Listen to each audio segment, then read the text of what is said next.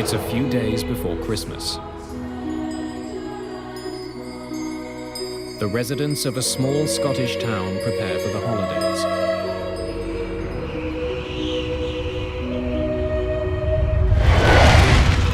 Danger is fast approaching.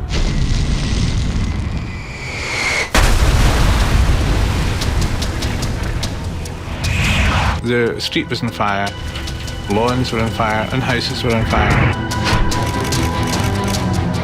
I had never seen anything like that. Christmas is just going to be remembered for all the wrong reasons. A devastating plane crash shatters a village and captures the attention of the world. It was one of the most significant terrorist attacks in history. The mystery is finally cracked by a piece of debris smaller than a fingertip.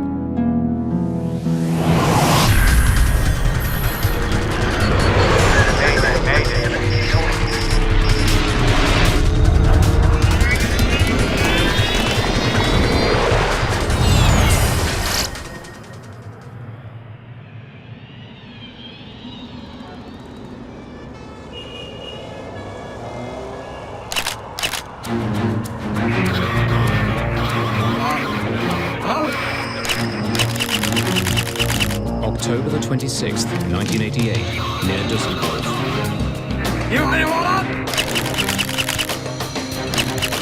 For weeks, German police have been following a group of suspected terrorists around the ancient town of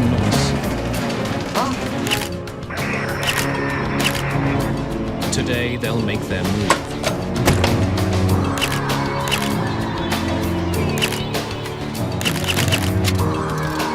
Jetzt!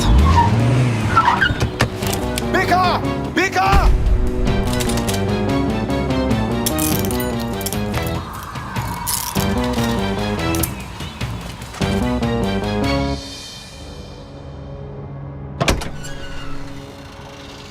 In the trunk of their car, police make an unusual discovery. Berühren Sie es nicht.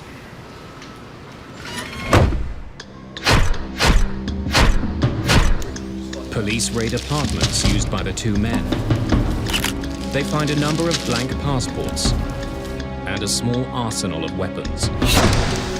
When police closely examine the radio recovered from their car, they find it's wired with explosives.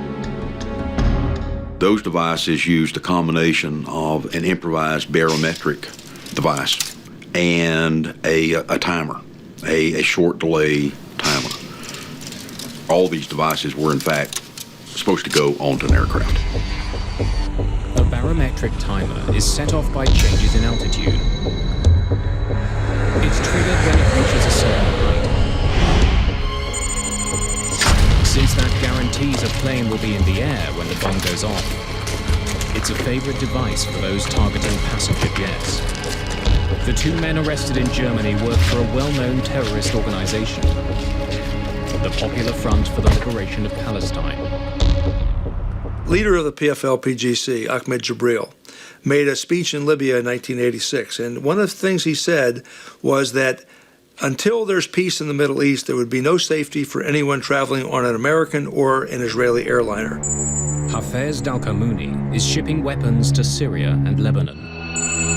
Marwan Krishat is a notorious bomb maker, responsible for bringing down at least one passenger jet. It's just a couple of months until the busy Christmas travel season. With the two men under arrest, German police have made commercial aviation a little safer.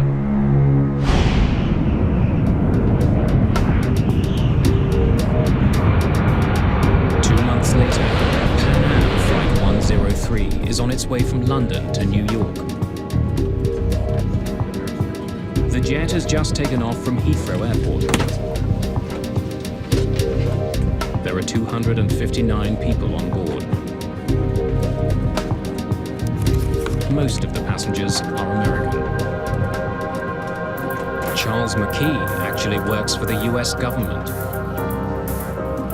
Khalid Jafar lives in Detroit and is returning home from a trip to Lebanon and Germany. The first part of the trip to the United States takes the plane northwest up over Scotland. The so-called Daventry departure is one of 6 preset routes that jets follow on their way out of Heathrow. Lockerbie is one of several small towns the plane will pass over. Tucked away in the Scottish lowlands, residents are barely aware that they live below a busy aerial highway.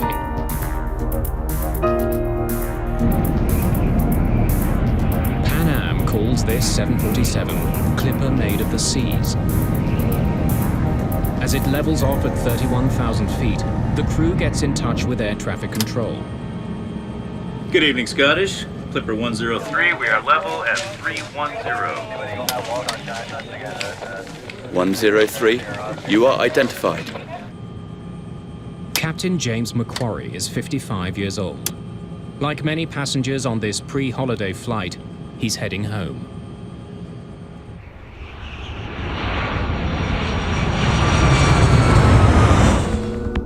Five miles below, the people of Lockerbie prepare for Christmas.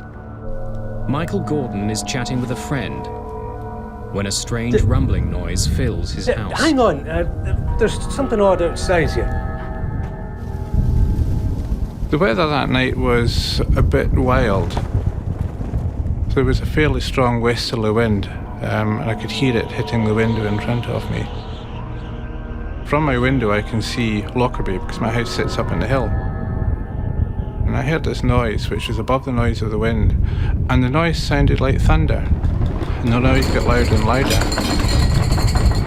And I could hear the noise then got to the stage of being similar to a jet fighter. And at that time we had a lot of military aircraft passing through the area. However, I saw dark objects, dark things falling from the sky. Against the lights of Lockerbie, I could see these black objects coming down. And then, from my right, quite high on my right, I could see a long, thin, black object which had a fire on the upper surface coming in. And it was making its way towards Lockerbie.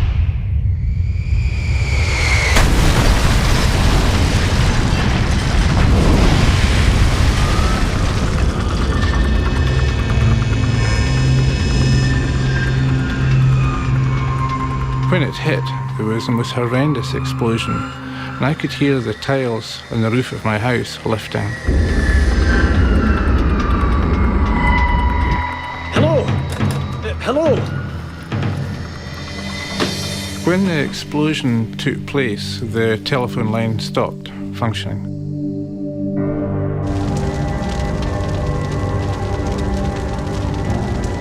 Lockerbie is burning. Enormous flames reach into the night sky. Michael Gordon races to the neighborhood that is hardest hit.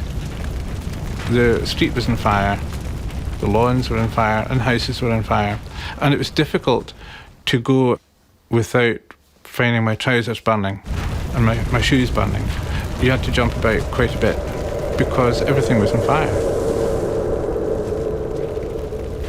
But I remember at that point finding an airline ticket, and it was perfectly intact. There's no damage by fire or fuel or contamination of any sort.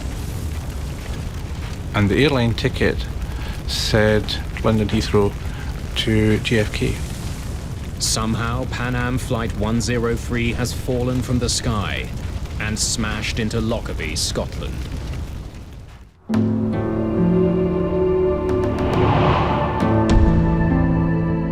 In the daylight, the full horror of the crash of Pan Am Flight 103 is obvious. Several houses on the ground have simply vanished, vaporized when the plane smashed into them.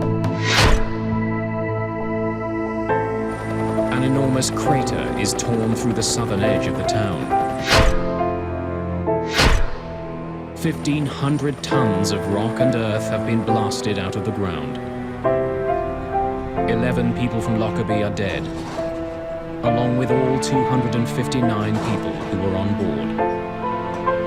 As far as I know, I've lost my brother-in-law, my sister-in-law, and their house is just a 30-foot crater. In the ruins of their homes, they search for the bodies of the aircraft's passengers. Such a catastrophe, so sudden, so great a shock for a quiet town. It looked like a scene out of hell. This whole road was ablaze. Didn't know what it was, and then we rushed outside and just all this debris coming down. Air crash investigators have arrived in Lockerbie within hours of the crash. Mick Charles is the lead inspector for the British Air Accidents Investigation Branch, the AAIB. One of the first sites we went to was the site of the crater. That was still smelling very much of aviation fuel for a start, and scattered all around were bits of debris and in some cases human tissue as well. Charles quickly gathers his team to begin looking for clues. It was all heaving, it was happening, there were loads of people, and it was to some extent chaos. You'll be organised into groups, headed by an AAIB inspector. Does anyone have any questions? The sooner we start, the better. More than 1,000 police officers and 600 members of the military pour into Lockerbie. You always have this sense of wanting to get to grips with what it is. It was quite clear that whatever it was colossal.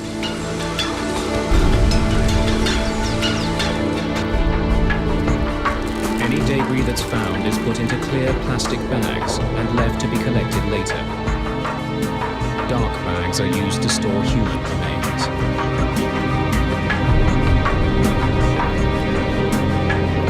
It's just days before Christmas, but the holiday spirit has been shattered.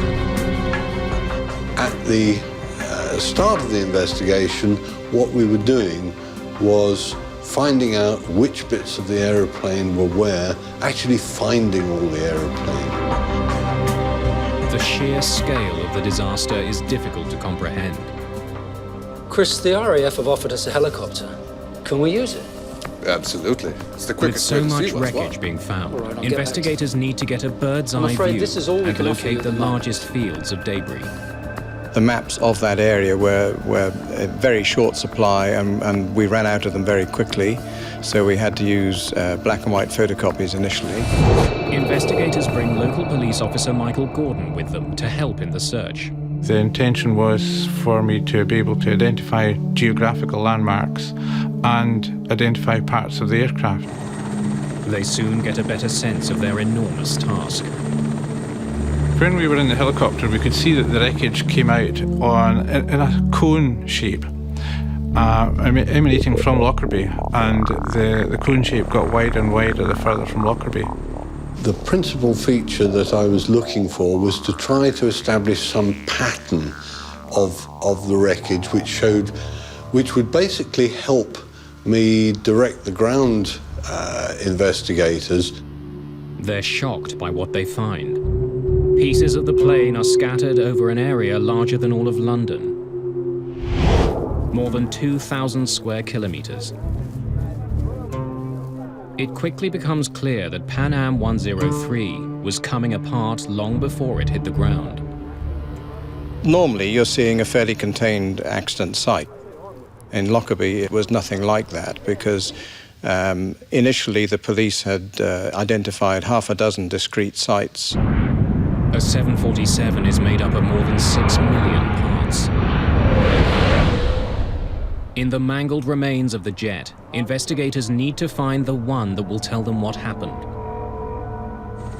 The plane's cockpit is eerie proof that Pan Am Flight 103 broke apart in mid-air. Severed from the rest of the plane, it's 4 kilometers east of the city. When looking at the cockpit, I was looking at the roof of it, and the windows were intact.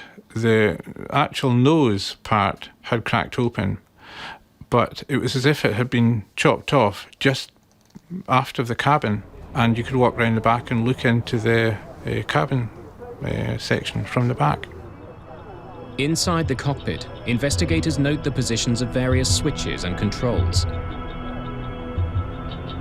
They find the autopilot is on and the oxygen masks are still stowed.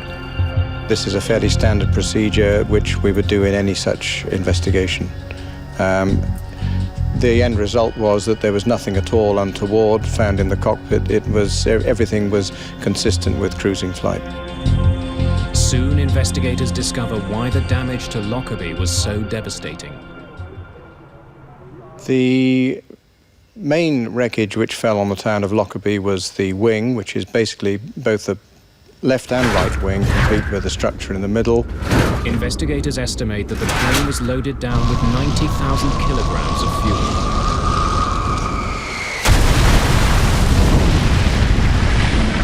150 tons, descending essentially vertically at up to about 500 knots speed, and there's an awful lot of energy in that. And that's what created the crater. To find the cause of the crash, however, investigators will have to look elsewhere. They need to examine wreckage found south of Lockerbie. These pieces would have come off at the beginning of the disaster. While the painstaking work of collecting evidence continues, investigators comb through maintenance records. Those records raise concerns with the plane's age. Clipper Maid of the Seas was the 15th 747 ever built by Boeing.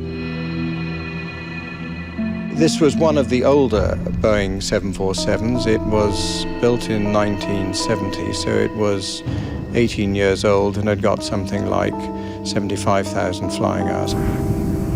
Perhaps some critical part of the plane had given way as it flew over Lockerbie. The two obvious possibilities were that it was a straightforward structural failure, or it was possibly the result of sabotage. McCharles, Tom Thurman, FBI. Good to meet you, Tom. I was expecting you. Well, While the investigators are searching for possible answers in the history of the plane, the second possibility, sabotage, is also being pursued. We were there to provide technical expertise to the Scottish investigators into explosives and explosive damage, and that the telltale sign that it could be a bomb.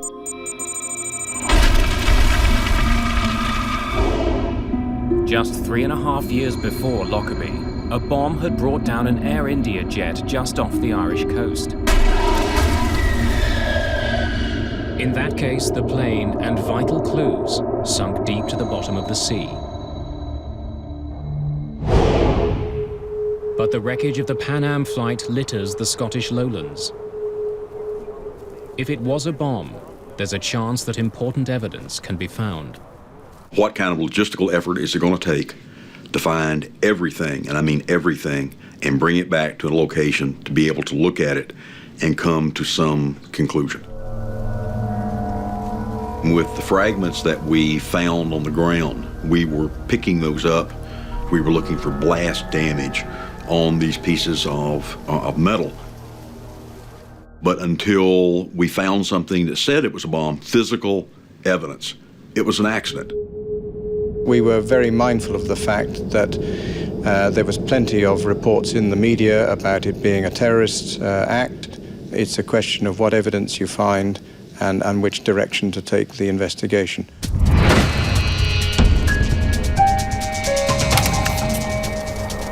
In the first 24 hours, 4 separate groups have claimed responsibility for bombing the jet. The guardians of the Islamic Revolution are undertaking this heroic execution in revenge for the blowing of the Iranian airplane by America. Dick Marquise is an expert on international terrorism working for the American FBI. A number of organizations either claim credit for or were given credit, including groups from Iran and Palestinian groups, and one Irish group also claimed responsibility for it.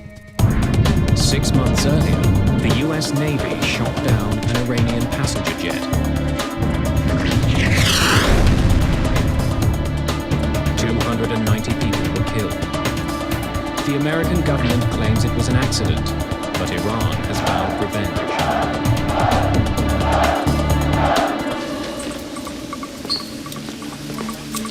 Other threats had been made in the weeks before the crash. The American embassy in Helsinki received an anonymous warning that a bomb would soon be put on a Pan Am flight leaving from Frankfurt. Officials eventually discounted the threat, but a notice was posted in American embassies. Many of the passengers who boarded Flight 103 had come from Frankfurt on a connecting flight. Right, excellent work, everyone. Then, Good on day. Christmas Eve, Reconvene just tomorrow 3 morning, days after the 06 crash of the hours. plane, the investigation gets an enormous break. Everyone clear on what they need to do this evening? Terrific. Tom, can I see you? Absolutely.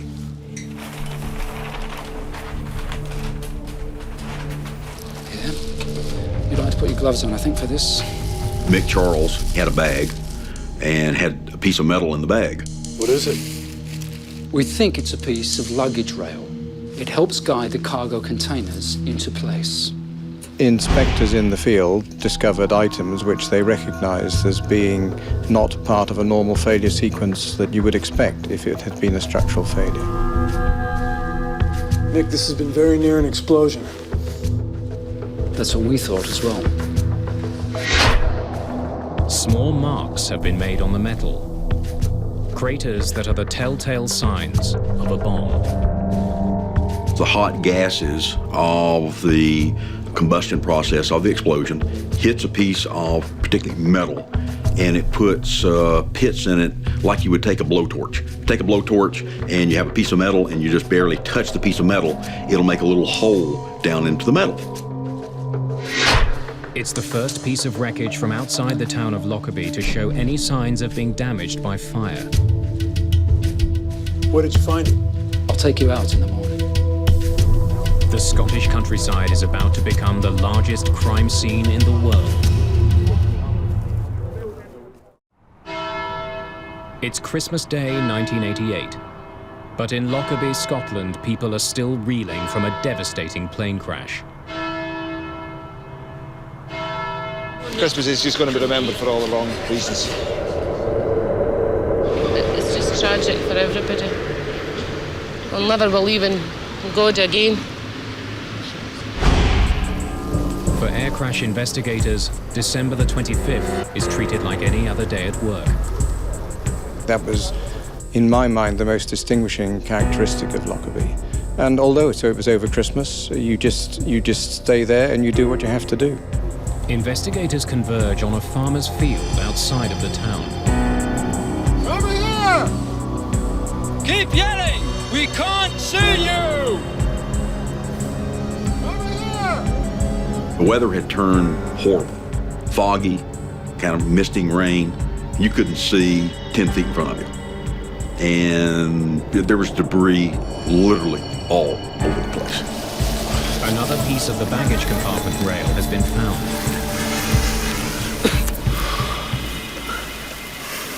That looks like the piece that you showed me last night. About 20 inches is just gone. And lo and behold, that was the other piece of the skid rail that was literally sticking in the ground. We made some photographs. You know, it was a Christmas present that we could go out there to this farm and find the other piece of metal that had been blown off. No, we were not fascinated. We were pumped.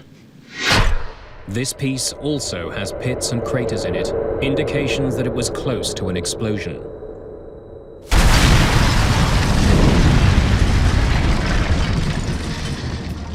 The pieces of wreckage are part of the southern debris field, and near the beginning of it.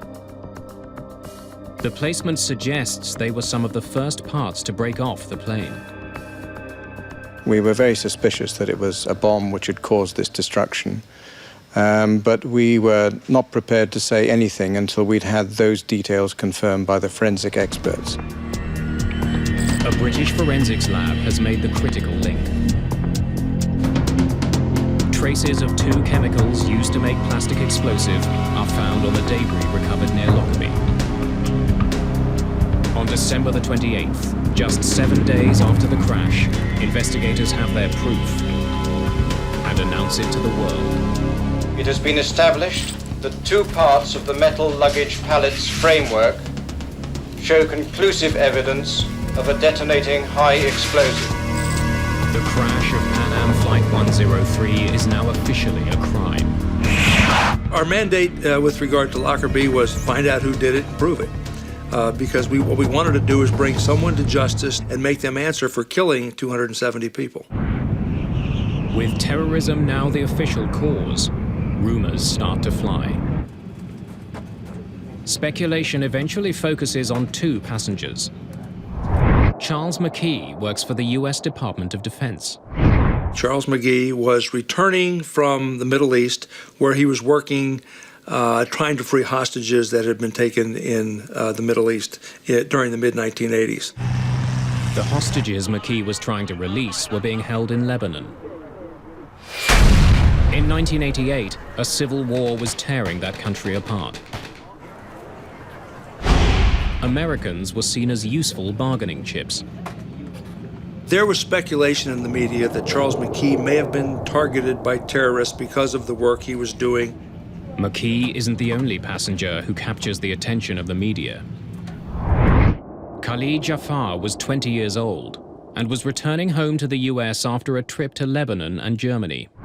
Perhaps a bomb was carried on board an aircraft by someone who may have had a Middle Eastern-sounding name. Jafar was examined as a potential suspect. The story makes it as far as the US Congress, but no proof can be found that Jafar was involved or that McKee was the intended target. We looked at every single passenger on the plane to see if, in fact, someone could have given them a bomb. The evidence proved that not to be the case. In Lockerbie, investigators from the AAIB continue to sort through the tons of tangled metal. We could, I suppose in theory, have just stopped, but we thought, we know it's a bomb, we have all of the wreckage over land, it's an ideal opportunity to recover it all and to understand it properly. We knew it was a small bomb, but we didn't understand the explosive processes.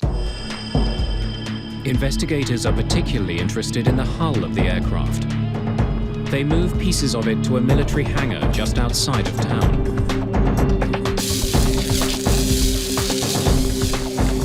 It was a 5-acre shed which was long enough that we could plan to lay the fuselage out, opened up like a clamshell, using the bottom center line of the aircraft as our sort of core line. The fuselage of an airplane is bolted to a series of frames, and each frame is numbered based on how far it is from the front of the aircraft. Before we laid out the wreckage two-dimensionally, we put lines and tapes on the floor to give us a grid, and this grid related to the geometry of the aeroplane. They begin to reassemble it like an enormous jigsaw puzzle. A lot of the structure bears characteristic shapes that you can say immediately, this looks like a door frame. A lot of stuff, it has unique part numbers which can help you identify small and fairly what you would call unidentifiable bits. As the work continues, more pieces of the plane are found that show telltale blast damage. Right, the location is 817204. When they gather the pieces that are near the front of the plane, investigators make a chilling discovery. This is where the bomb had started ripping the plane apart. It became apparent that there was an area of the aircraft in which the damage was really quite different from the rest. The fuselage in this section isn't torn, but blasted to pieces. The fuselage structure in the area of the explosion was blackened and sooted. The fractures were very rapid and jagged, unlike normal tearing fractures of skin. Frame 700 runs right round here. And between Not only do investigators now know it was a bomb, they know where it blasted through the fuselage of the plane. Just outside of the forward luggage compartment. Peter Clayton is responsible for reassembling the cargo containers that were directly behind the shatter zone. The main goal I had was to identify the baggage container that contained the device. We had maybe 20 baggage containers of a similar construction. So it's like having 20 jigsaw puzzles all mixed up. The investigators concentrate on the cargo containers that were found in the southern debris field, wreckage that was ejected shortly after the explosion.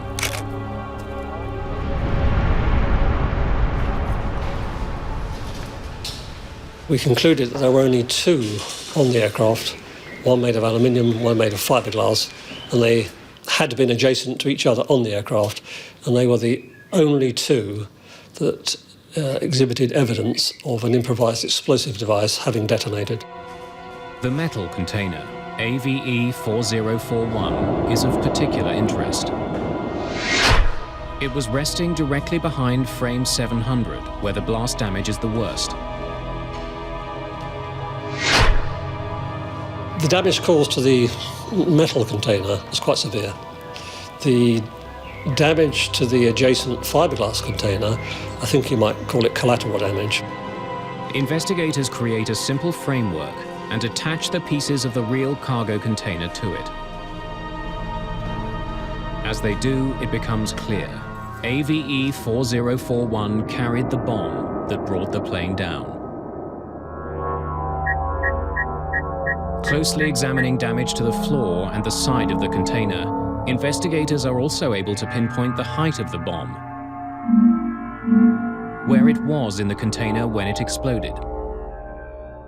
What that said to me was that the device was probably in a suitcase, and that suitcase was probably not on the floor of the container. It looked like it was one level up. According to luggage records, it means that the bag containing the bomb had come from a connecting flight. While investigators are assembling a piece of the metal container, they discover a fragment of wreckage that doesn't belong. When I was looking at it, I saw a little piece of debris trapped in one of the folds. So gently flexing this apart, it fell out. When I looked at it, I could see it was a fragment of a printed circuit board, an electronic circuit board. Can you bring me a camera and an evidence bag, please?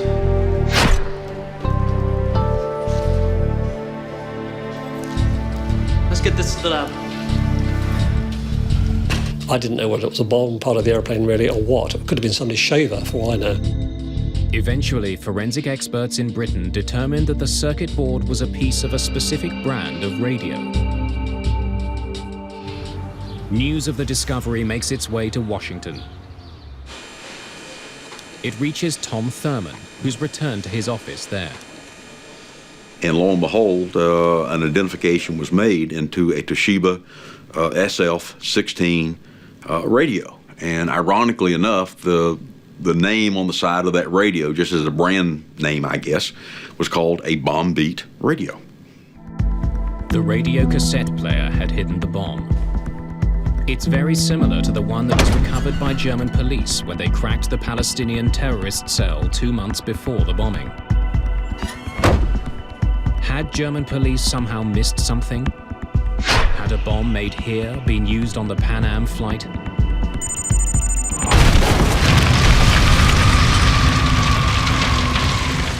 When the bombing happened, one of the initial suspects certainly was the PFL-PGC cell in Germany. The intelligence told us that the PFL-PGC was probably responsible for this.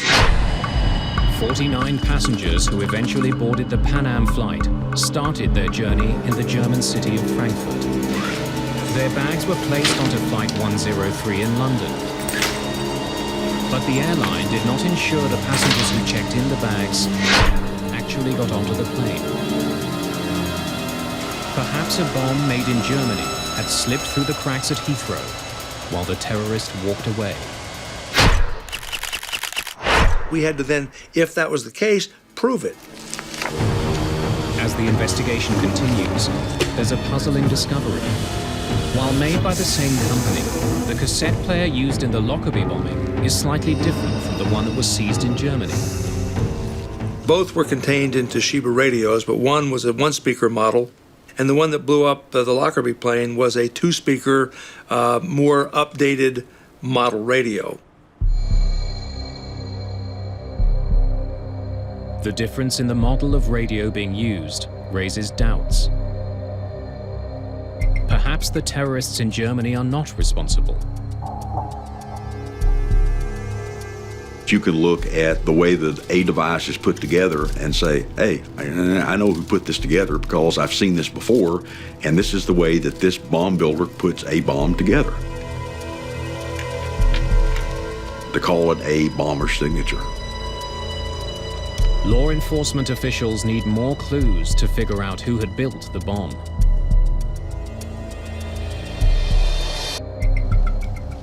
Perhaps the suitcase it was packed in can provide those clues.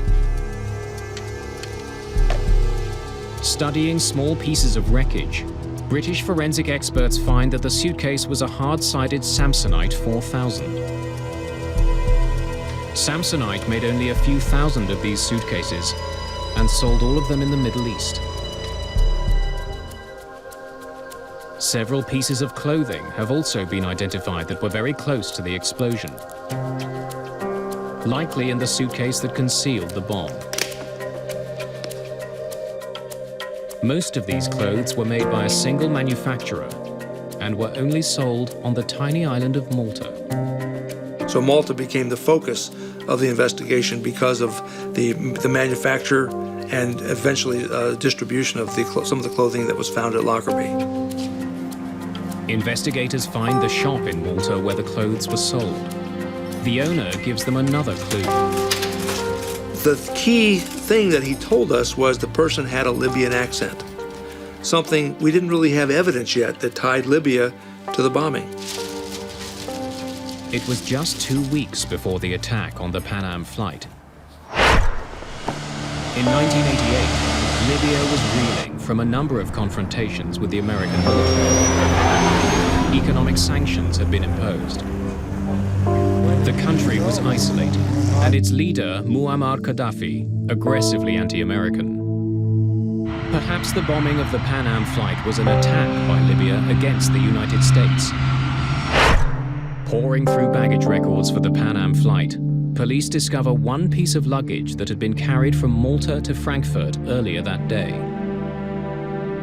Bag number B8849 had then been sent through to Britain's Heathrow Airport. Once there, it was placed on the second level of cargo container AVE 4041. It was the Samsonite case investigators now know carried the bomb.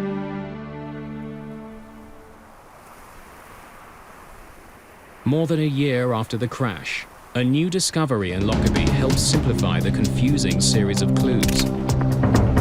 Forensic experts discover another circuit board from among the clothes that came from Malta.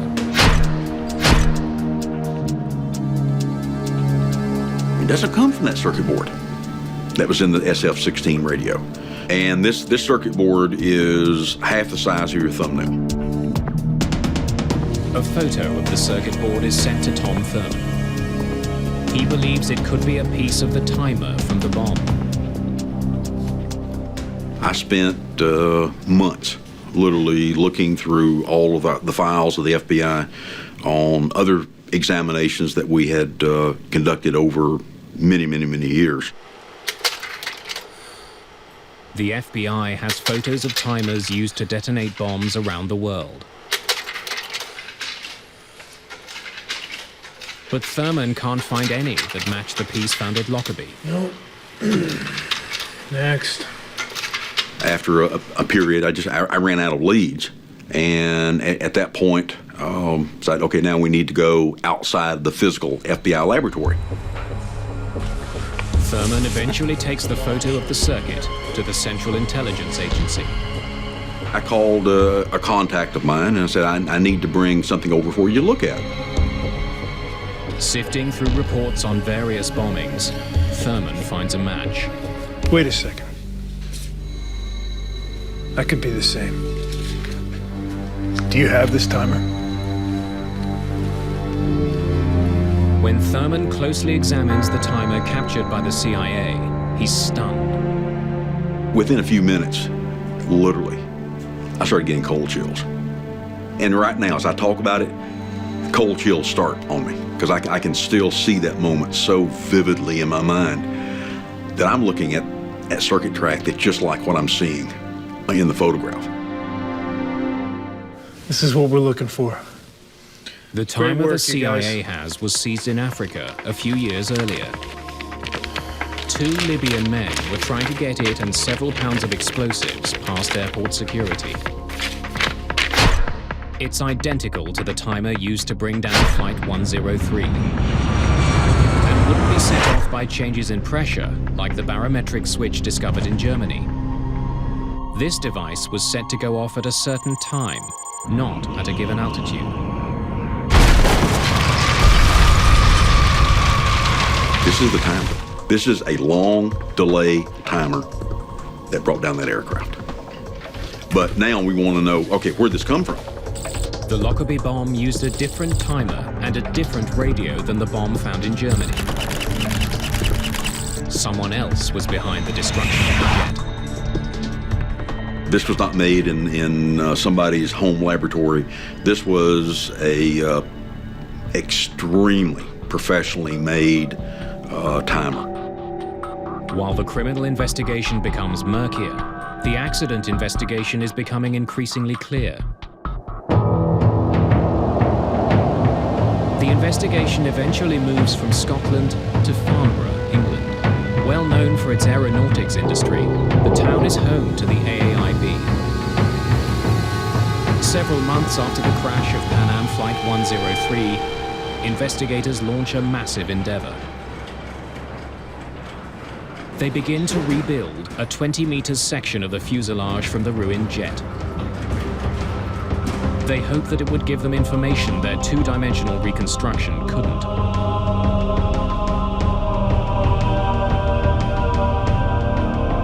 They can see that the explosion tore a 1.5 by 5 meter hole in the side of the plane. Chris Prothero is a senior inspector of air accidents at the AAIB.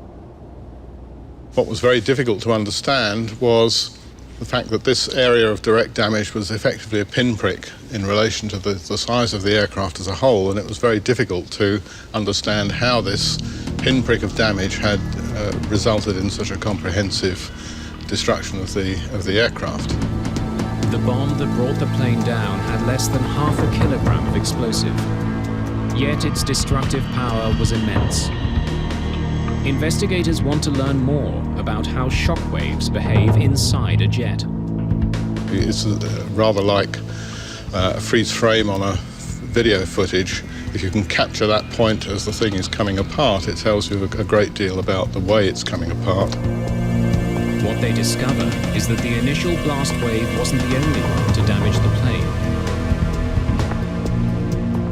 A large section of the ceiling of the aircraft has been pushed up with so much force that the rivets connecting it to the plane's frame popped. It wasn't torn apart, but blasted by a shockwave. The other features that the 3D reconstruction allowed us to identify were areas of remote pressure damage on the crown skin and other areas where explosive shock had been channeled through the internal spaces in the aircraft. The inside of a jet acts like an echo chamber, bouncing the shockwaves of the bomb around. They gather strength until they encounter a weak spot in the skin. When they do, they blast through. The work in Farnborough is powerful proof of how destructive even a small bomb can be.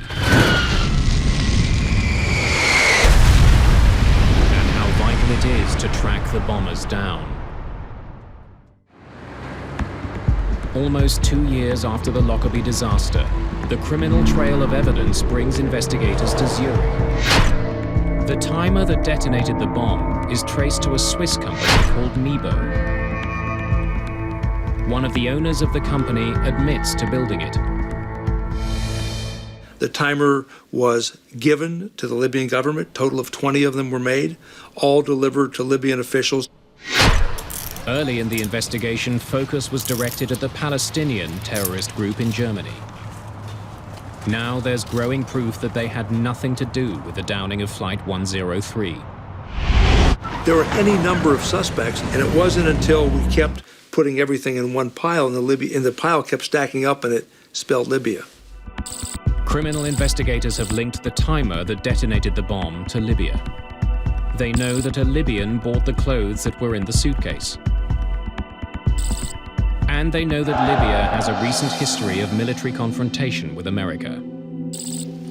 All they need now is the bomber himself. In 1999, they finally have him. At the time of the disaster, al-Megrahi was an intelligence officer for the Libyan government. He's arrested and charged. He was a high-ranking Libyan official. He certainly could have access to whatever he wanted. Our investigation determined that Megrahi also had a front company at Mibo. He had been there many times. He certainly knew each other. When you start to see all the connections and these things just start fitting together, it made it easier to accept our evidence. In 2001, Scottish judges sentenced him to life for the murder of 270 people. 2 years later, the government of Libya officially accepts responsibility for the bombing and pays $2.7 billion to the families involved. Anger is also aimed at Pan Am for the role it played in the disaster. A Scottish inquiry points a finger at the company. The passenger who checked the bomb onto Flight 103 did not get on board. It's a fact that Pan Am could have discovered had it been following proper procedures. One of the things we discovered when we looked into the bombing of Pan Am Flight 103 was that there were several bags on that plane that did not correspond to passengers. One of the changes that came about as a result of the Air India bombing was that airlines were forced to make sure no bag was put on a plane without a passenger accompanying it. It's called passenger baggage reconciliation.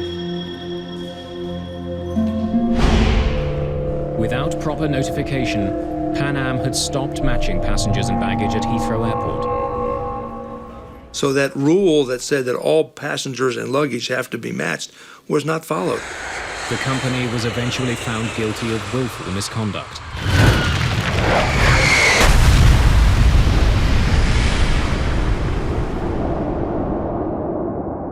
After the crash and the court ruling, Pan Am declared bankruptcy. 20 years after the bombing of Pan Am Flight 103, its shattered fuselage still stands in Farnborough, England. Those pieces may soon be used to train investigators here and around the world. A critical aid in case terrorists strike again.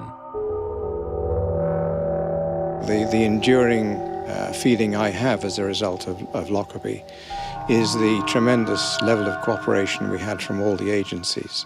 And considering that there were about 2,500 people with the military, the police, and so on involved in this, I think that's a great tribute.